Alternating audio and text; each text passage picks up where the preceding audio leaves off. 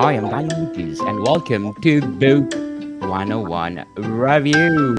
Book 101 is all about the books that I read for the last 40 years. And today, I have my feature author of the month of October, and no other than Miss Jennifer Brozak. Hello, how are you? I'm fabulous, fabulous like you, Miss Jennifer. And can you please introduce yourself? I'm Jennifer Brozek. I'm a full-time author, editor, and media tie-in writer. I've been doing this for over 17 years. And a few awards. I've been nominated for the Bram Stoker, Hugo, British Fantasy Award. I just recently won the Scribe Award for one of my Shadowrun young adult books. I am currently managing a new Shadowrun magazine for Catalyst Game Labs that has an open call if anybody out there is an author. Yes. Congratulations, Miss Jennifer, and thank you for sharing your talents to the world. So, what is the first step in starting a novel, and how do you begin? Well, that's a very good question because I'm starting my next novel right now. And Wow. I think it's novel number 17. And I have to tell you, every single time, even though I begin the same way, it feels like every novel is different. So I start with a concept. What is this specific book about? Uh, then I start outlining. And the way I outline is it's not specifically formal. Because as I tell every author, the system you use is the best system is the one that you will use. So I use a 5 act scene where I do 5 bullet points. And then Yes. in each one of those, I do 5 acts. I say, what are the points there? Uh, and then the way I write, I know each one of those bullet points is going to become a chapter. And the chapter will be 2 to 3,000 words long. And then I know halfway through I'm going to re-outline because I discover things as I outline.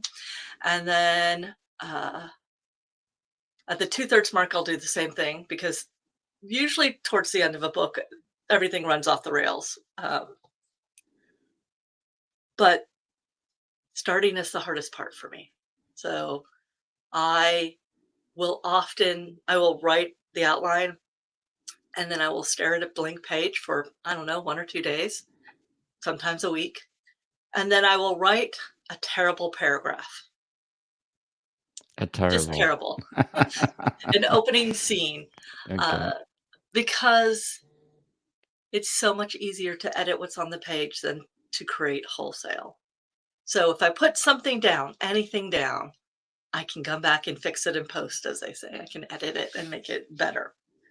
Uh, so So how that do you so how you decide on the genre and tone of your novel?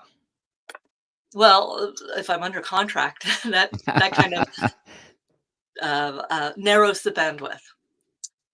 Right now, I'm writing a lot of Shadowrun, which is cyberpunk with magic in the near future. So it's kind of dystopian, and the characters I'm writing about are usually people who they're Shadowrunners. They do um, jobs within the shadows of society, let's say. Um, they are not necessarily villains or criminals, but they're also not necessarily good guys. With Shadowrun, if you look at it from a corporate point of view, every Shadowrunner is a criminal. If you look at it from the Shadowrunner's point of view, they are trying to make a living outside the mainstream of what is considered acceptable within the Shadowrun universe. And I like to write characters who straddle that line. They have an acceptable persona that they show to the mainstream everybody, but then they have a second side to them because most of us We are made of multitudes, so we have very different sides to it. So for this specific thing, I'm in the third book of a four-book series. The first one was Makeda Red, then Elfin Black, and then now it's Emery Gray. And each book has a different main protagonist. Though one of the characters that could be the protagonist one book could be the villain in the next book. So they all cross over. So that's how I decide when I'm under contract. When I'm not under contract, I write what I want to read. And right now, I have a series I really want to write, which I call men's soap operas. Do you know the Mac Bullen books, The Executioner, Casca, those kind of books? Yes, nice. I would like to write one about an immortal thief. Oh, looking forward for that. So, what are the essential elements of compelling story, and how do you integrate them? Well, your characters, no matter how extraordinary and outstanding they are, have to still be relatable. If you read a story and someone's perfect, you get bored with that because you know there's no stakes, um, there's no tension because we live our lives in a tension where we have our wants and our needs, and then we have what society needs from us and what work versus play. So there's a balance of tensions. So you have to be relatable. The next thing is the character has to want something. Hudson Hawk was one of my favorite movies. It's a dumb comedy. Um, oh, I can't remember who the actor is. Bruce something. The the main character is a thief who just got out of prison, and all he wants is a cappuccino. That's it. That's all he wants through the entire movie, and it is the funniest thing because every time he almost gets it, something bad Yeah. happens. Yes. And you want your characters to want something because we all want something. We all have desires. So make it compelling. The other thing is a writer trick, which is to end every chapter on a mini cliffhanger, where Yes. you make the character the reader go, oh, I can't stop now. Because if you stop reading at the end of a chapter, it's very easy to put a book down and not pick it back up. And I don't want that to happen. So, how do you develop a strong, engaging opening scene to capture the reader's attention? Well, there's a technique called in media res, which means start in the middle of the action. And the action can be as mundane as a conversation, but it's a conversation where you're having a fight. I mean, it's not like an argument fight. I have basically started my current scene with my current book with the club owner talking to his manager, and the opening line is, "Are you listening to me, Emery?" And you're like, "Oh, that's kind of a slightly aggressive, are you listening to me?" That you could take it in many different ways. Yes. And the main character basically is like, "Yes, I'm listening to you. I don't want to listen to you, but um, I have to." And then the main character and the manager is pointing out, "Hey, the mayor's office has called you." And he's like, "I don't care. I'm not dealing with those people. Dealing with mercenaries back in Rabat was way easier than dealing with these small town politicians. No, I'm not dealing with them." And I'm with this vehemence of I am not dealing with them. Of course, I'm setting up a foreshadowing of course, he's going to have to deal with them. And those are the things that you want to do. You want to set up what's the conflict immediately, and it can be a small conflict. And most novels have multiple uh, plot lines, multiple throughput themes. The main one is for this one is Emery's having to deal with these horrifically bigoted politicians who want to use his club for a political thing. and he doesn't want to, but he's going to be forced into it. But there are other plot lines. Like he has a long distance relationship with a woman back in Rabat, and they have a tension of he wants her to come to Seattle, and she wants him to come back to Rabat, but neither of them can actually go because of circumstances. She can't leave Rabat. He can't get into Rabat. He's been exiled. So there's that tension. And then there's going to be a body is going to hit the floor. Let's just say, you know me, I kill a lot of people fictionally, and a thing is going to happen, and two people are actually going to die in his office. And there's going to be a plot line of what to do with these bodies, how to get rid of them. And these are important people, so they can't just disappear, can they? So all these plot lines are going on at the same time. And throughout this, what Imre wants is actually something nostalgic. He wants something that he used to have, but he doesn't have it anymore because circumstances have forced them out of his home and into another country. So. Very well said. Miss Jennifer, so how do you establish your novel's central premise or main idea? Could you repeat the question? How do you establish your novel's central premise or main idea?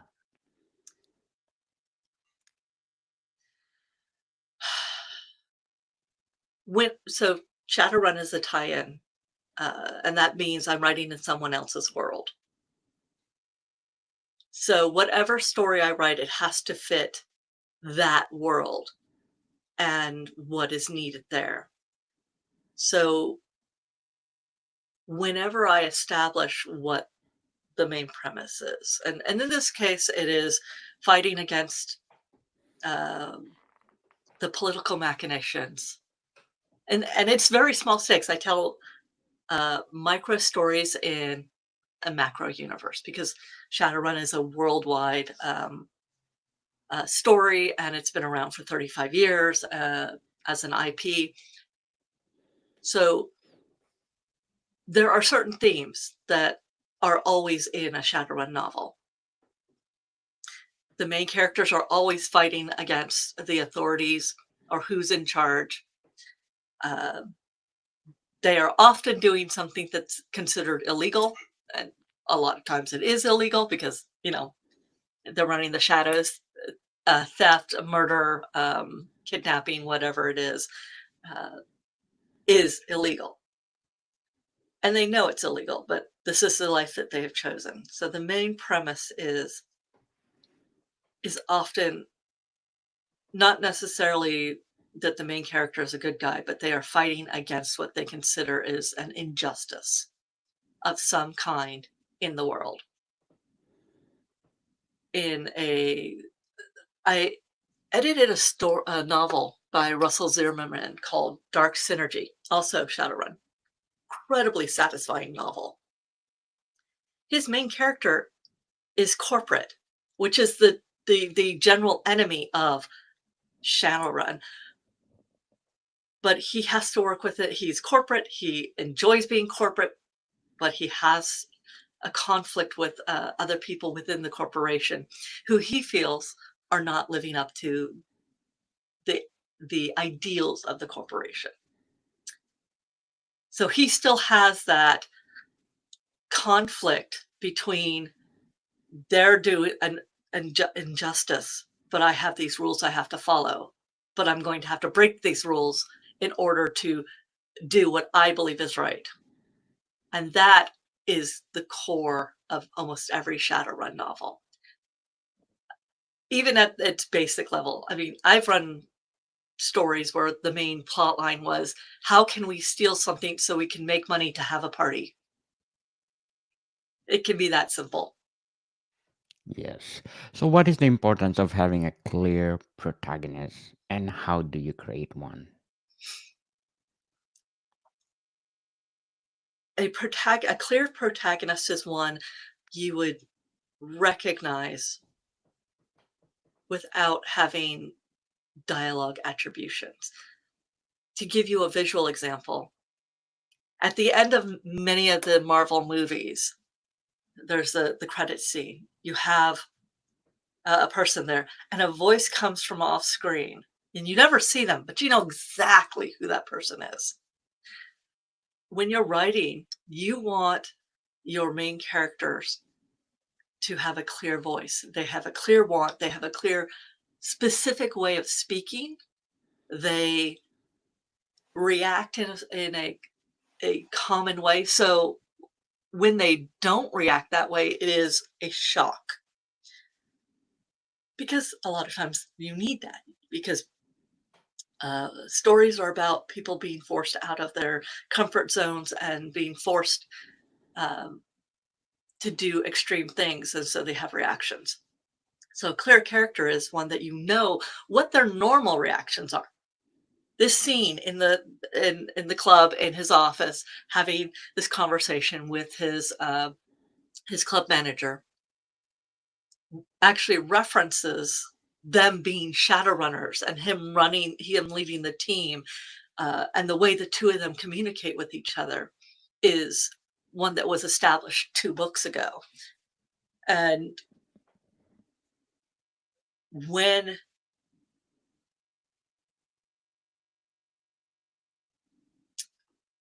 when you get to a point where you want to have a conversation where you have two people talking back and forth in lines of dialogue, you want it to be clear enough that you don't have to have any dialogue attributions as to who's speaking.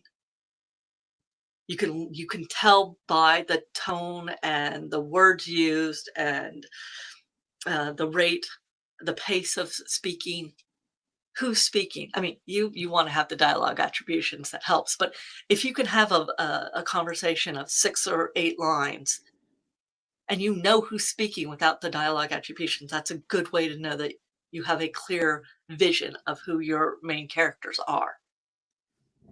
Certainly, certainly, Miss Jennifer. So, how do you create a memorable antagonist or opposition for your protagonist? So here's the thing about antagonists and villains, and they are different. Nobody wakes up one day and says, I'm going to be the bad guy. Usually. Occasionally, there are people who are just malevolent. What they do is they look at the world or the situation and say, that is wrong, and only I know how to make it right. Therefore, I am going to do absolutely everything I need to do to fix this situation to my satisfaction. Most antagonists are not they're not stereotypical mwahaha. They're nuanced. They have things. They they have needs. They love people. They but they have a unrelenting driving need to do the thing that they're doing. Come hell or high water. They don't care who they hurt as long as the ends justifies the means. They absolutely want what they want. Um, there is a book called Save the Cat. And it's actually a screenwriting book. I don't know if have you heard it? No, sorry. So there's 2 books. There's Save the Cat and Save the Cat writes a novel. Save the Cat is about a screenplay. And it references a 1950s Western. In the middle of this Western, there is a flood and there is a villain, and he is most definitely the villain. Okay. At some point, he looks down and there is a kitten being swept along by the flood. And he reaches down and he grabs the kitten out of the water. He pets it and he puts it down. And it's this little tiny act of kindness and humanity that brings nuance to the villain. And suddenly he's not just a caricature, he's a person. Most villains are like that. And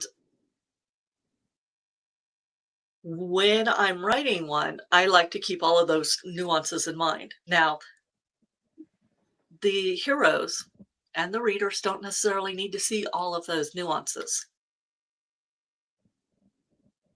because it muddies the water.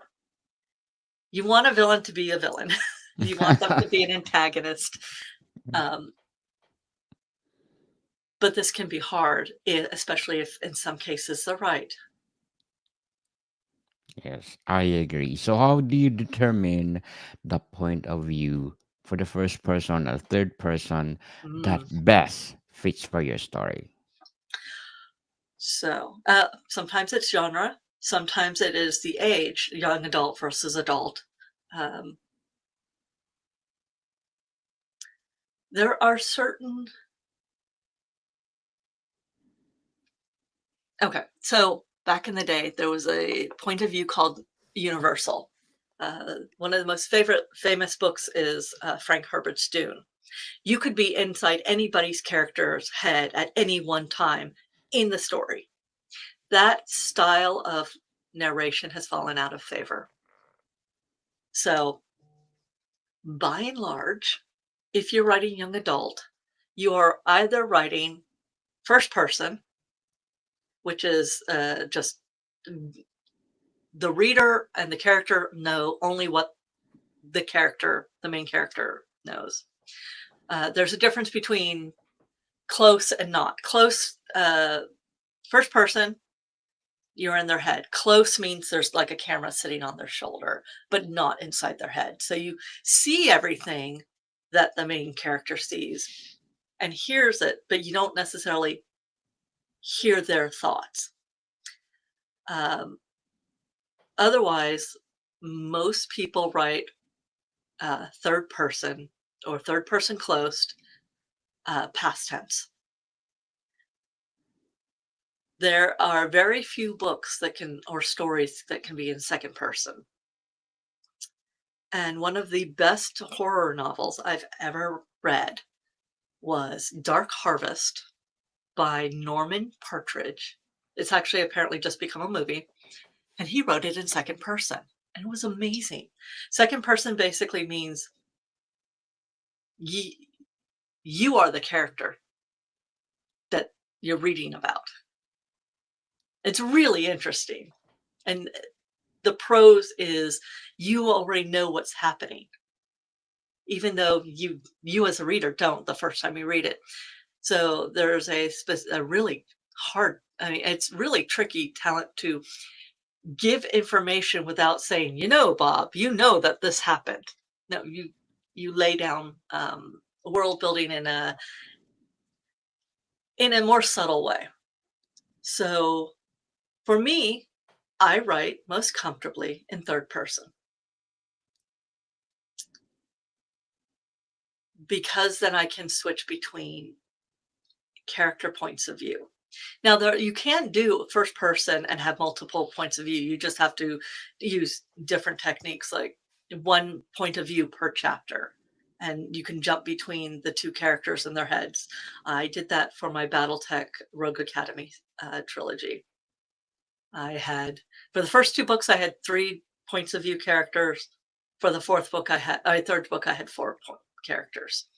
And that's because, and I didn't want to do it, I wanted to stick with 3, but the story forced me to bring in the point of view character um, of, well, it was an ally to the bad guy, but the ally was like, no, you really are insane. I'm going to go my own way. And my editor basically, when we had a discussion about it, he's like, you know what? Just do it. I know you don't want to do 3, do 4. A quartet. Yeah. Do as a quartet. So, what is the role of dialogue in a novel writing, and how do you write effective dialogue? Mm. Dialogue. You and I are looking at each other through the screen, and I gesture and I watch your face, and we are actually having a dialogue without words. 80% of communication is body language. So your dialogue has to fit the body language, or very specifically, you have to juxtapose them. So dialogue will is a means to an end. It is getting information out, um, and receiving information in a much more interesting way than an info dump. Now, you and I could be having a conversation where we're very perfectly pleasant with each other. So anybody hearing it thinks, oh, they're having a great conversation. But we could actually be circling each other like cat and mouse, predator and prey. And the words and the body language are completely different. There was a TV series called Hannibal that made beautiful use of body language. So I try not to use dialogue attributions. I try to use body language. So I don't like to use the word he said or she said. I like to have the speaking part and then a movement body language to complement the dialogue.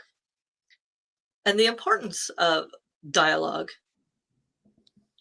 beyond telling a story, the words used tell the reader more about the character than you may first realize.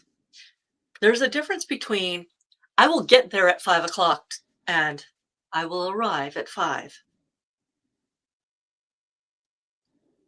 The two, I will get there at 5, basically says I'm a normal Joe Schmo. I'm going to get there. It's going to be 5 o'clock, just so you know. I will arrive at 5 o'clock basically means I am of a higher class and I expect you to be there waiting for me when I arrive. There's nuance of dialogue. When you have to do an accent, you want to it tells people where different places they're from in the United States, a Boston accent versus a Southern accent versus a Texas accent versus the Pacific Northwest. But you want to use it sparingly because you want to establish it so that the reader can hear it in their mind, but then you don't want to beat them over the head with it with the types of words that you use.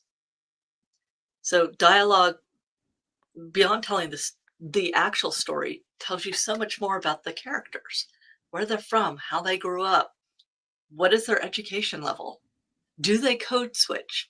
Do you know what code switching means? No, can you enlighten us? Okay, so code switching, we do it every day. You talk with your guests in a very specific way. It is different than the way you speak to your best friend or your spouse. You have a specific set of language and body language as well. You have one for work, you have one for play, you have one for lovers, you have one for small children.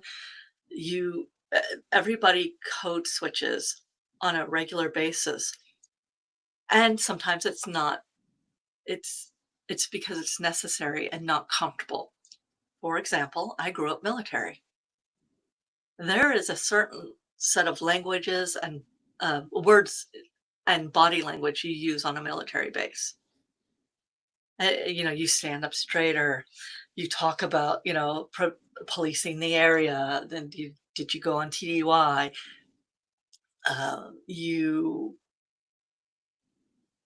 You get a little bit more formal, a little bit. There's a different set of customs and courtesies.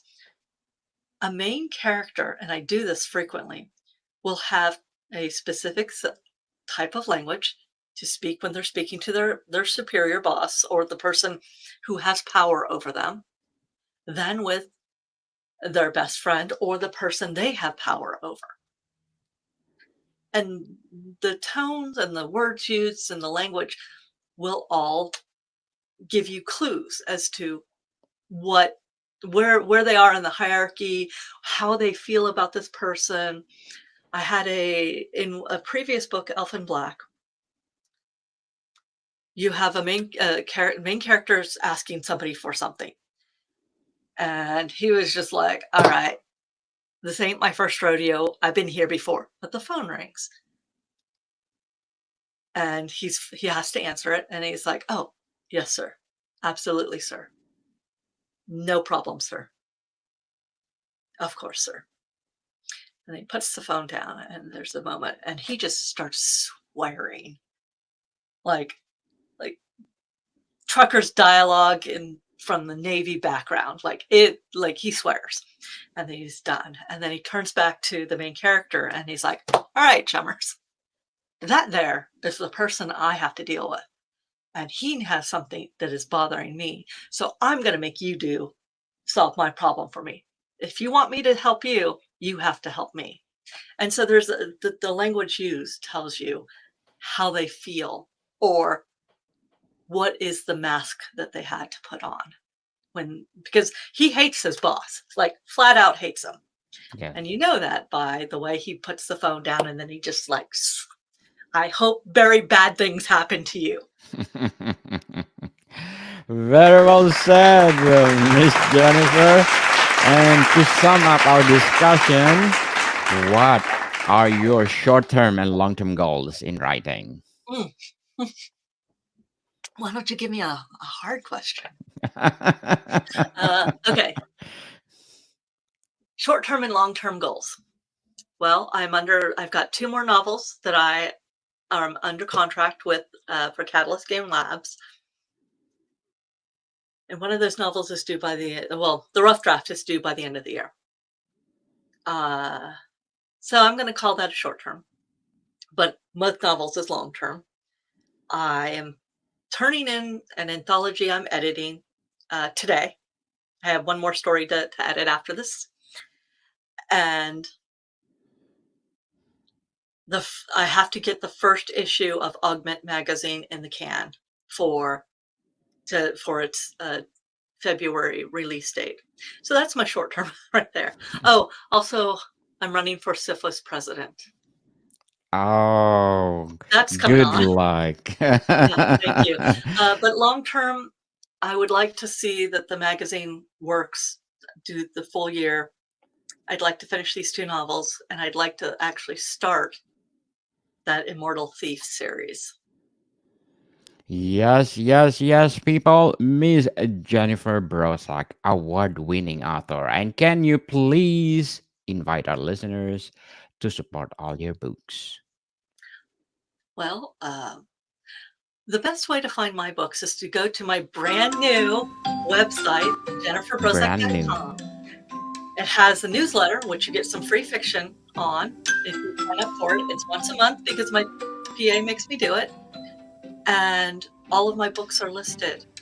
The best way to support me is to buy my books and to leave a review. If you leave a review, your words, as simple as "I really like this book," may entice other people to try it out. So come to my website, jenniferbrozak.com, and see what I have a lot of different genres. So there's something there for you to try out. Yes, we're gonna talk all about those genre, people, because Miss Jennifer will be my feature author of the month of October. So we do have 5 episodes to talk all the books that you want to talk about. So Miss Jennifer, thank you for your time. Thank you. Morrigan, people, see you soon.